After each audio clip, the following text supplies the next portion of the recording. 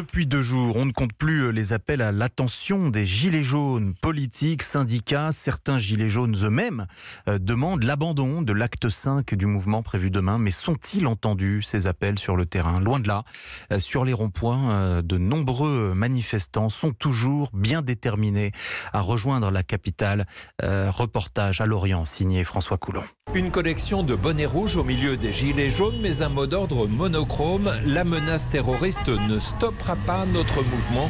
Marie. C'est pas parce qu'il y a du terrorisme qu'on doit arrêter les gilets jaunes. Mais ça n'a aucun rapport. Le rapport, c'est des forces de l'ordre qui sont hyper mobilisées mais maintenant. Les forces de l'ordre, c'est leur boulot. Mais elles en peuvent plus. Ils ont qu'à se mettre en arrêt maladie. Est-ce que la priorité pour le pays, c'est pas la lutte contre le terrorisme là à l'heure actuelle? Non. Et on se bat pour des droits.